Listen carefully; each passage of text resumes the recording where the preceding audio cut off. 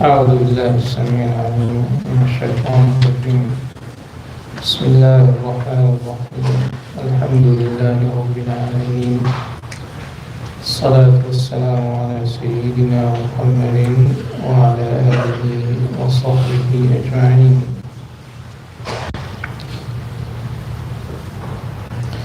وعن جابر بن عبد الله رضي الله عنه أن النبي صلى الله عليه وسلم نهى عن المحاقلة والمزابنة والمخابرة وعن الثنيا إلا أن تعلم. وعن أنس رضي الله عنه قال نهى رسول الله صلى الله عليه وسلم عن المحاقلة والمخاضرة والملامسة والمنابذة والمزابنة. So there is a lot of overlap between the two hadith, and we will explain each one inshallah. So we're still talking about the prohibited transactions and the valid or invalid contingencies in any sales transaction. And these two hadiths talk about what they call the transactions of jahala. Anything that is ambiguous, uncertain, and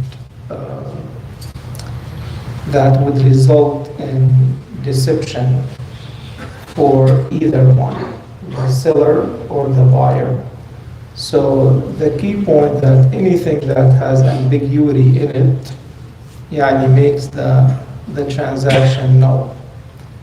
And the Prophet ﷺ in this hadith gave some examples in some of the transactions that used to take place, and there are some equivalent examples that even still take place in our current time. So the first one is the muhaqala. Al-muhaqala is from haql, which is the field. And this is what they used to do in the old days. They would come and the plants are not mature yet. So you don't know how much they're gonna produce. Let's say you have 100 acres of palm trees or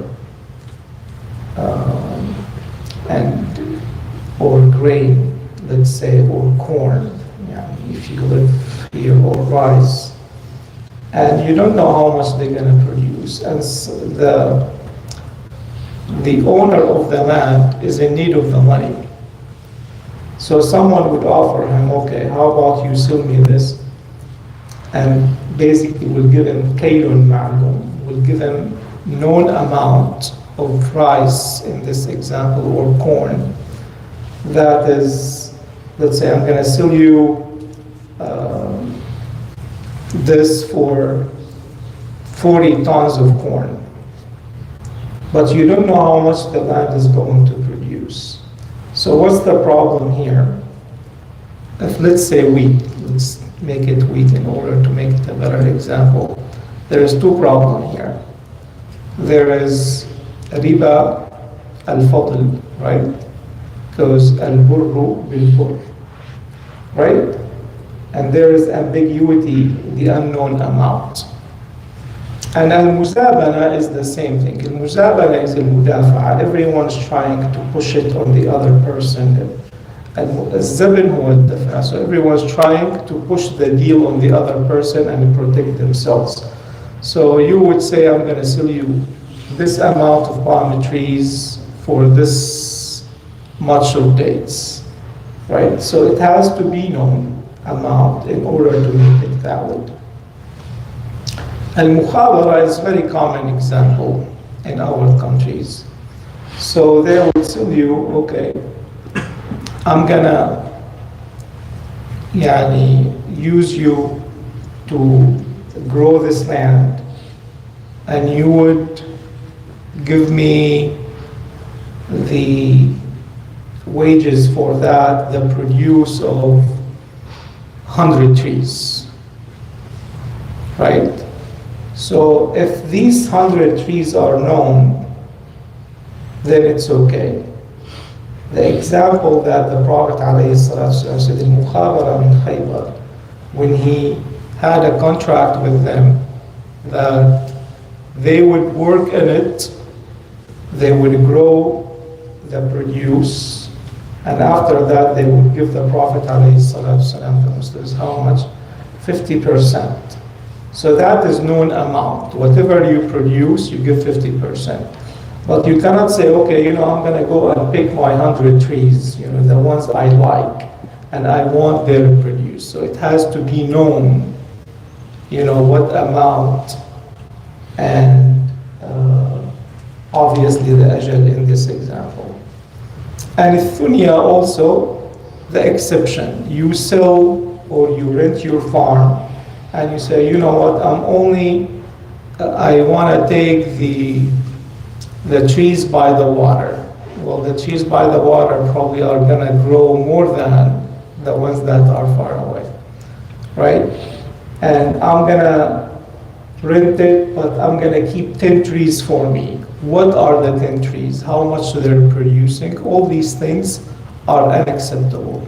So that shows you, a lot of you may not work in farming or these things, but anything in the contract has to be very well known, has to be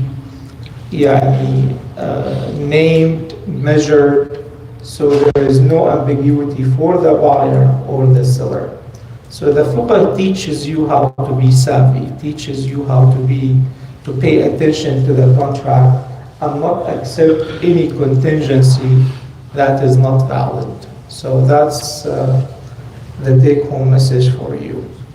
So in the hadith of Anas, the muhaqala and the muqadara are the same thing very much. The muqadara is when you sell the produce and it's green and we don't know what's the crops or the fruits are yet, whether they're valid, not valid, how much they're going to produce, how much they're not. And because now you go to certain parts of the country and these fields are already sold for the next few years by, they're bought by certain companies. So if it's known amount how much they're going to produce, it's okay. If it's unknown amount, then it's not okay. Then al-munamasa and al-munabada, they're very similar. So I was going to say in the times of Jahiliyyah, but we still have something similar actually. They would tell you, if you touch any dress, then it's yours for 10 dirham, right? And this is what we say, like, in our culture, say, right? And you just pick. Well, you don't know what you're buying, right? This is not allowable. This is exactly what al-munamasa and munabada, basically. So it has to be known. You have to know the specs, what they are.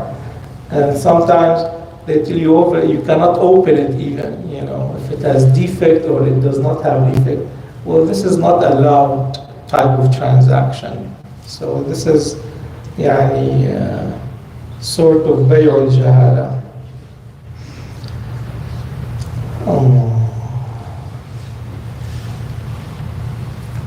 طيب قال وعن ابن عباس رضي الله عنهما قال رسول الله صلى الله عليه وسلم لا تلقوا الرهبان ولا يبيع حاضر لباد. قلت طاووس لابن عباس ما قوله ولا يبيع حاضر لباد؟ قال لا يكون له سمسارا. وعن أبي هريرة رضي الله عنه قال رسول الله صلى الله عليه وسلم لا تلقوا الجلب فمن تلقي فاشتري منه فإذا أتى سيده السوق فهو بالخيار. So Tawus said, Ibn Abbas radiallahu anhu said, the Prophet alayhi salatu wasalam said, do not receive, meaning go out and meet the sellers who come from the rural areas. Why is that? Because they don't know the price, right? So anyone who goes outside the market. So in the olden days, the Bedouins will come with their cheese, they will come with their wool. And before they reach the market, so what happens? A lot of smart people, they would go outside. So for the Bedouin, why make it to the market? It's easier to sell here, right? So they would tell him, okay, the cheese, is per ounce this much. So they would undercut them, basically, underpay them for that. So this is not allowed. So they have to make it to the market. If they know the price, then it's okay. Then why make the trip, right? That's not talaqqi al-rukban. And then, similarly, وَلَا يَبِيعُ حَاضِرٌ لِبَادٍ, meaning no one from the urban area should be the broker for the Bedouin. Meaning if the Bedouins come, they know the price of the market, let them sell. But you would tell them, you know what, don't sell. I'll hold it for you for a few days. We'll wait till, it's the right price, I'll sell it for you. So then what happens? The prices will go up. And that Bedouin probably was satisfied with the market value of that day. But if the broker said, look, I'll get you a better deal. So this better deal thing is not allowed. So let them just pay. And this is what the Prophet ﷺ said. Allah will give the provision from one another to another. So يَرْزُقُ بَعْضُهُمْ بِبَعْضٍ يَرْزُقُ اللَّهُ بَعْضَهُمْ بِبَعْضٍ. So Allah will cause this basically transaction to go from one to another. And this is also in Abu Hurairah radiallahu anhu clarifies the first hadith, that if someone receives, go and outside the outskirts of the Medina, meaning outside the market, and buys from someone, and that other person goes to the market, and he finds a different price, then he has the option to reverse the transaction. So that's what it means. فَإِذَا أَتَى سَيِّدُهُ السُّوقَ فَهُوَ بِالْخِيَارِ. Meaning, if he doesn't like the price, meaning the prices were higher in the market, then he can reverse the transaction or keep it through. وصلى الله على سيدنا محمد وآله أهلا وسهلا اشتقنا الحمد لله. بسم الله.